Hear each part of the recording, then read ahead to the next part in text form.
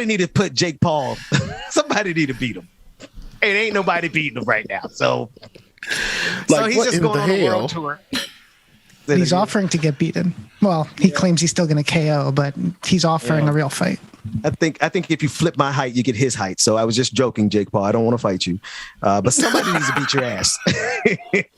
I mean, Ben, go ahead, fight, bro. Ben, just go ahead, fight. Get 10 seconds and get millions, and then hey. So the way it's damn that, Jake Paul, I'll fight. Nobody gonna beat him the way it's set up now because it's in the contract that they can't beat him. It's in the contract that they can't beat him. I mean, it's not put in up the public F1 while contract. we're talking about it. It's not in the public contract, but it's they gonna make sure he don't lose because he's too hot of a commodity right now. Yeah. He's bringing in a lot of money. Yeah. So, David, what's the story with Jake Paul? He's offering to retire from boxing and fight Jorge Masvidal. Come on, help me with that last name, somebody. Masvidal. Yeah. In the UFC, if Dana White agrees to the following demands. Here are his demands. Guarantee UFC fighters 50% of the UFC annual revenues. Increase fighter pay to $50,000 per fight. Minimum is currently $12,000. Provide long-term health care to fighters. And then there's an expanded description. He wants to increase. He wants to increase the minimum pay for the fighters. If you skip down past number 3. These are the good things. He said you have 5 days. These are demands for real. He said you have 5 days to accept and to implement the above by March 31st, 2022.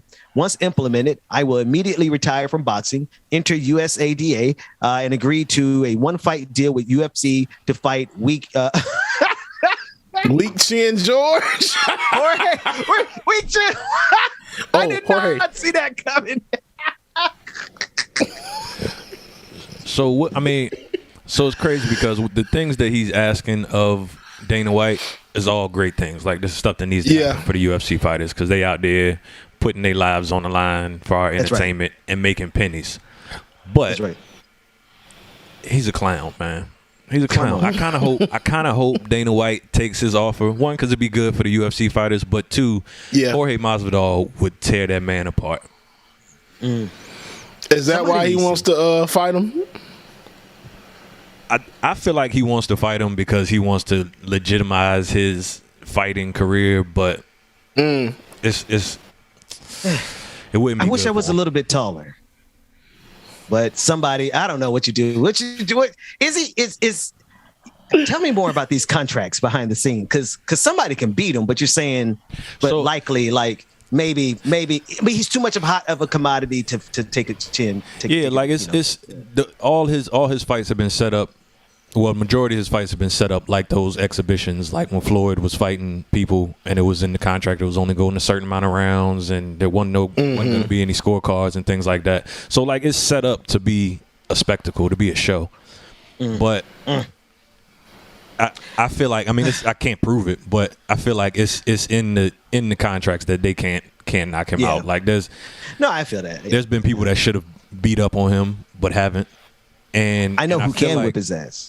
Who's that? Go ahead. I'm sorry. Finish that though. I was just gonna say I feel like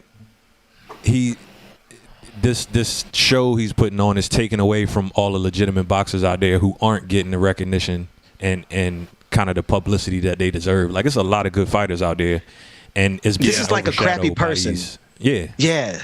It's a crappy person with a good PR team who has they found a nice way for a jerk. I'm just calling him a jerk. I was gonna call him a jackass. I'll call him a jerk. They found a way for a jerk ass to come off nice because he's asking for things that, quite frankly, UFC y'all should do.